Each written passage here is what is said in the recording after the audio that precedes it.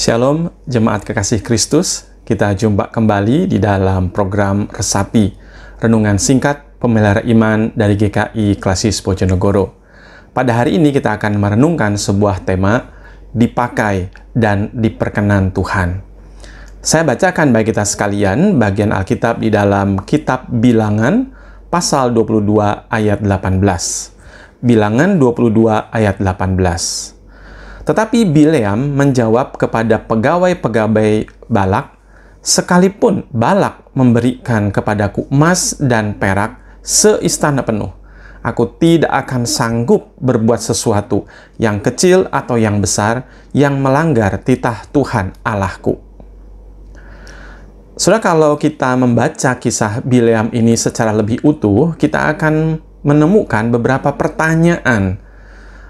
Dua di antaranya adalah, pertama, mengapa Tuhan mau berbicara dengan Bileam, seorang petenung, dan menyatakan kehendaknya agar Bileam tidak mengikuti tawaran Balak, Raja Moab, untuk mengutuki umat Israel? Pertanyaan yang kedua adalah, apakah di zaman modern seperti sekarang ini Allah masih mau memakai orang yang tidak percaya untuk tujuannya? Nah, saudara, mari kita coba mengenali lebih dahulu siapa ini Bileam. Yang pertama, kita akan melihat apa pekerjaannya. Menurut Yosua pasal 13 ayatnya yang ke-22, Bileam adalah seorang juru tenung. Lalu dalam Bilangan pasal 22 ayat yang ke-7, di sana dijelaskan bahwa Bileam biasa menerima upah jasa dari menenung seseorang. Nama Bileam bisa diartikan menelan atau pelahap. Jadi memang cocok dengan kelakuannya, yaitu selalu menerima upah untuk mencelakai orang. Bileam akan menelan tawaran upah menenung, sekalipun orang lain itu tidak dikenalnya. Orang itu tidak ada urusan dengannya. Yang penting demi uang dia melakukannya. Di dalam 2 Petrus pasalnya yang kedua ayatnya yang ke-15, kelakuan para guru palsu yang suka upah pun digambarkan kelakuannya seperti Bileam. Dalam istilah zaman sekarang, secara psikologis digambarkan ini adalah Bileam syndrome. Orang yang gila uang, pelahap uang, dan demi uang, cara apapun dilakukannya. Hal yang kedua kita coba kenali tentang Bileam adalah dari mana asalnya. Dikatakan Bileam adalah anak dari Beor yang tinggal di Petor. Dan kalau kita perhatikan disebutkan dekat dengan sungai Efrat. Itu berarti Bileam ini tinggal di daerah Mesopotamia. Sangat mungkin dia bukan orang Israel. Nah, dari situ jelaslah bahwa dari pekerjaannya Bileam bukanlah orang yang saleh-saleh amat. Seperti mungkin banyak orang menyangka demikian. Karena dia berbicara dengan Allah, dia memberkati orang Israel. Karena di dalam Bilangan pasal 31 ayat 16 malah disebutkan Bileam ini memberi nasihat yang membuat bangsa Israel berdosa, bahkan melawan Allah. Di sana dikatakan, bukankah perempuan-perempuan ini atas nasihat Bileam menjadikan orang-orang Israel berubah setia terhadap Tuhan di dalam hal Peor, sehingga tulah turun ke antara umat Tuhan. Serupanya Bileam ini hanyalah seorang petenung demi upah. Karena itulah Raja Balak memanggil Bileam supaya mencelakai umat Israel. Nah, sudah muncul pertanyaan yang penting dalam hal ini adalah bagaimana pun Tuhan itu memakai seorang Balak sebagai alatnya. Maka pertanyaan yang penting kita pikirkan adalah mengapa Allah memakai Bileam. Yang pertama, Allah bermaksud menunjukkan kuasanya atas apapun, atas siapapun. Bileam memang mampu menenung, bahkan terkenal hebat. Karena itulah Raja Moab berharap Bileam mengutuki Israel. Namun ternyata lewat peristiwa ini kita belajar bahwa Bileam tidak bisa berkuasa atas dirinya sendiri di hadapan Allah Israel. Seluruh rencana Bileam bersama Moab berubah total. Bileam tidak jadi pergi, bahkan ketika dibayar lebih banyak pun. Di dalam ayat 17 dikatakan, padahal nama dia adalah si pelahap upah. Justru sebaliknya, Bileam akhirnya menunjukkan betapa Allah lah yang berkuasa mengatur kehidupan Bileam.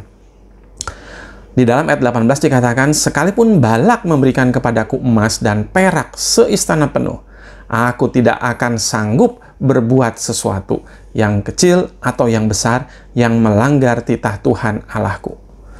Saudara, ketika akhirnya Bileam pun harus pergi, dia harus berkata sesuai perintah Allah. Bileam tidak kuasa menolaknya, dalam ayat yang ke-20 dikatakan. Bahkan di dalam perjalanan pun Bileam mengalami peristiwa yang membuat dia tampak kecil dan tidak berdaya. Menarik sekali, bukan? Jadi bukan Allah yang membutuhkan Bileam, melainkan Allah lah yang menunjukkan betapa berkuasanya dia atas apapun, atas siapapun. Bukan sebaliknya. Yang kedua, kenapa Allah memilih Bileam? Yang kedua adalah Allah bermaksud memberikan pesan kepada bangsa Moab bahwa Allah adalah Allah Israel yang sedang memimpin bangsa Israel, bangsa yang baru keluar dari Mesir untuk masuk ke negeri Kanaan sesuai dengan janji Allah. Maka Allah memakai Bileam untuk menyampaikan pesan ini. Sama seperti Allah memakai Firaun untuk mengangkat Yusuf menjadi Perdana Menteri sesuai mimpi yang Tuhan beri. Atau seperti Allah memakai Kaisar Augustus untuk mengeluarkan perintah sensus agar Yusuf dan Maria pulang ke Bethlehem dan melahirkan Yesus di sana sesuai dengan nubuatan Nabi Mika. Dalam hal ini perlu kita sadari bahwa manusia seringkali tidak mampu memahami rencana dan cara Tuhan. Apapun yang dilakukan Tuhan di dalam berbagai cara tidak lain agar kita bisa memahami tindakannya dan rencananya tergenapi. Siapapun bisa dipakai oleh Tuhan. Tuhan memakai Firaun untuk mengangkat Yusuf menjadi Perdana Menteri Mesir sesuai dengan mimpi yang Tuhan beri.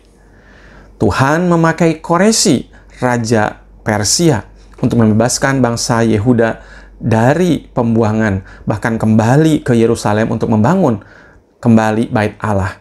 Itu yang dituliskan dalam Ezra pasal 1 ayat 1 hingga yang keempat. Bahkan di sini kita lihat Tuhan memakai Bileam, seorang petenung, untuk memberkati bangsa Israel. Tapi saudara, muncul sebuah pertanyaan yang harus kita renungkan. Apakah orang yang dipakai Tuhan selalu diperkenan Tuhan? Dipakai Tuhan dan diperkenan Tuhan kadang menjadi dua hal yang berbeda. Orang yang diperkenan Tuhan pasti dipakai oleh Tuhan. Tetapi orang yang dipakai Tuhan belum tentu diperkenan Tuhan. Bilangan pasal yang ke-31 ayat 8 mencatat bahwa Bileam akhir hidupnya mati oleh pedang Israel sebab dia berada bersama-sama dengan bangsa Midian yang sedang dihukum oleh Allah. Saudara, kisah Bileam ini mengajar kita dua hal.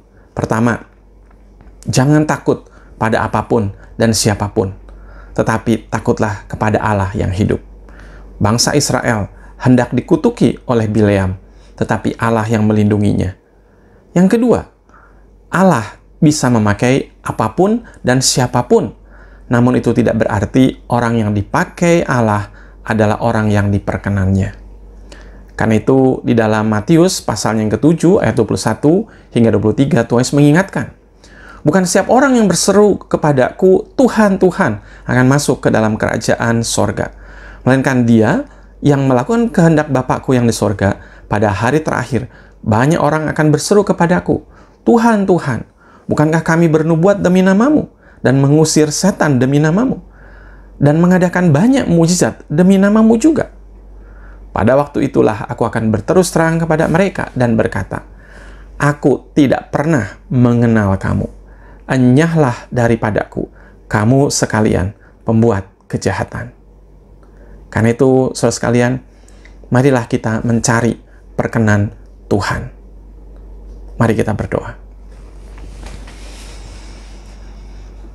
Terima kasih ya Tuhan, Engkau adalah Allah yang hidup, Allah yang berkuasa atas apapun dan atas siapapun.